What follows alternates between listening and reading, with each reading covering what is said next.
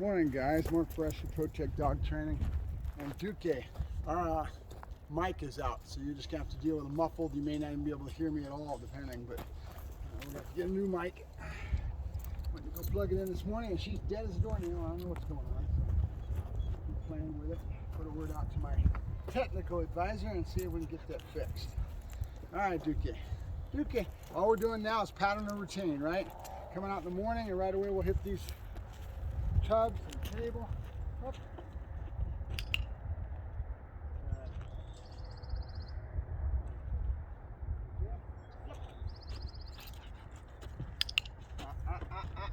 No. Yeah. Good. Yep. Nope. Nope. Good.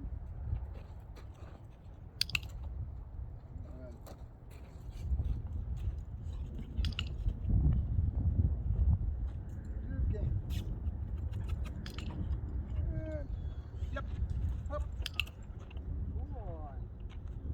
Good.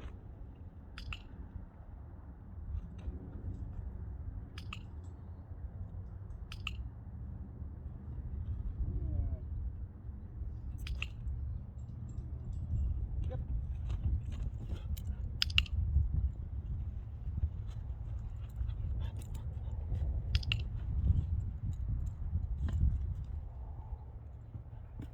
Nope. Nope.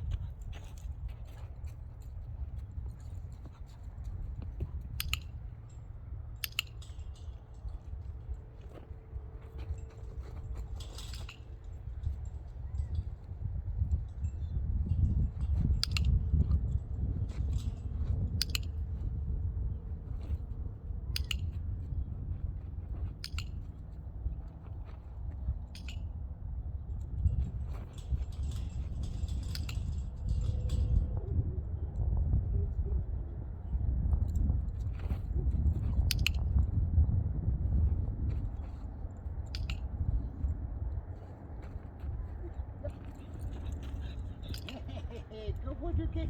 Good boy.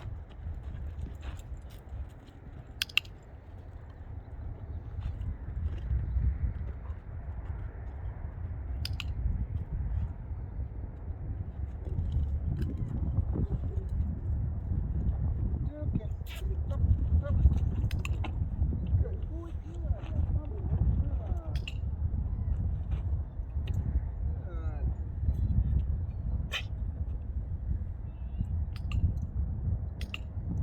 Good.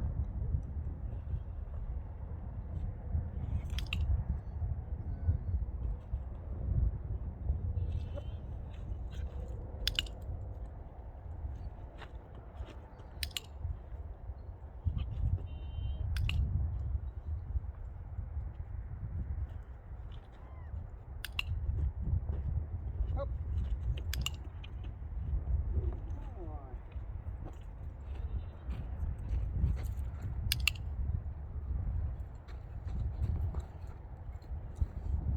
Nope. Nope. Good boy. Good. Come on, boy. Good. Yep. Good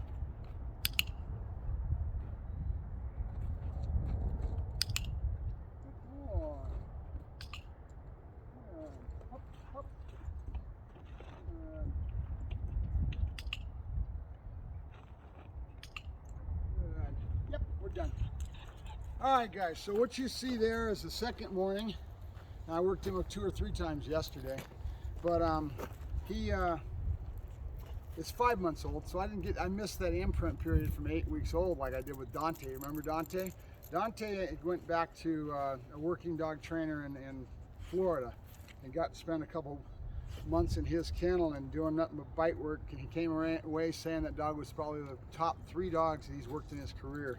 I won't mention the gentleman's name, but he's to be respected. So bottom line is, a lot of that's genetic, yes, there's no 2 ways about that, but at the same time, imprint makes a difference. So what we have with this dog is a dog that's been raised by a female and is coddled and treated the dog like it's a child. So he's a little bit weak in the stature that I want. I want a dog that's got some moxie, and I I do that by how I treat the dog. I don't do it by any other way. And so Duk-ie is smart and intelligent. They've taught him a lot of little tricks, and he's trying to throw me the tricks to get the food, and I'm ignoring those because I don't care about the tricks. We can always go back to that later. And I'm trying to get him to understand what he's got to learn here, which is loading that clicker. That click means treat's coming, and then to follow the lure, and he's doing that. On the second day, he's already bending his rear end. He's going right and left. He's doing very well for himself at this stage. So now we're going to set up a lot of pattern and routine, meaning I get up in the morning, I do this, and it's always the same thing, pattern and routine. So we'll be going to Tractor Supply. I'm letting him wear the collar right now. He's got the pinch on, but it's not being used. So he's on the flat collar right now. He's hooked up to the flat collar. But you'll see him stop and scratch every now and then. The reason he's scratching is because that pinch collar is something new to him. Within 2 or 3 days, I'm going to go ahead and let him start wearing that pinch collar, and I'll start using it to teach him not to pull, because he pulls like a banshee. So that being the case, what I wanted though was some kind of behavior loop coming back into my hand, knowing and understanding Duk-ie means, yep, the food's here, right? And then a click, a treat when he responds to that. Duk-ie? Yes, good boy, good. So I didn't hit the clicker that time, but it's going to turn into yes. You guys know that, right? So we want him to get used to this pattern so that I have a positive side, because the negative is going to be me putting pressure on that pinch collar. He's going to want to get rid of it. He's going to turn around, and the first thing he wants to see is me going backwards with this. So he has to have enough behavioral loops built into this whole thing of him coming after food. Good boy, good. There you go, good boy. And being responsive to luring and these hand movements, right? Everything's about body posture and following hands and movement. A lot of things go on with a puppy that people don't understand. So this is spatial pressure we're using here. We're stepping into the dog. He gets used to that. He's already stepping. On the first day, he didn't know. So right now I've got him going both ways. I want to keep that up. He was weak on the other way, to his left, which is to the left. He was weak. So right now he's learning. He didn't realize it, but he is learning. He's after the food. He's after the food. Click, and then I open my hand to let him have it, right? So it's timing involved with that. Yep. Oh. Good boy, Duk-ie. Good boy, Duk-ie. So we don't know how he's going to do as time goes along. I let him out with Joker. He got to come out with Joker this morning. Joker's his mentor. Joker picked up on that a little bit and started romping with him real heavy.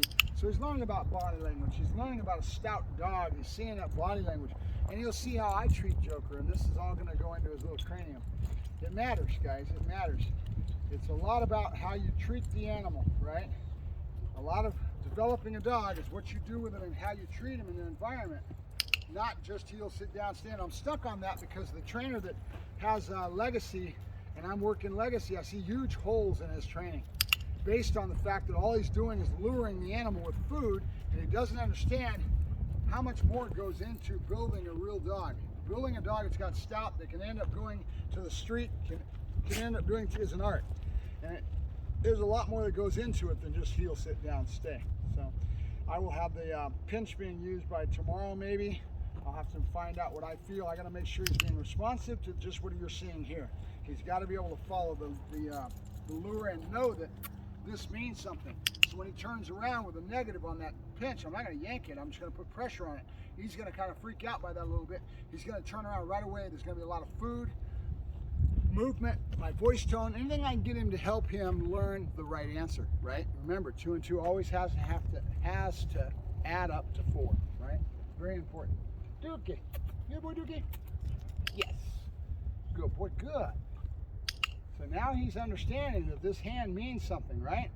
And here pretty soon we'll be going both hands. We'll be doing a lot of things to get him to understand that the following of the lure and the body motion matters, right? Boy, all right, yep, we're done. All right, Mark Ferrasci, Protect Dog Training, signing off. Sorry for the silence, but maybe that's a good thing.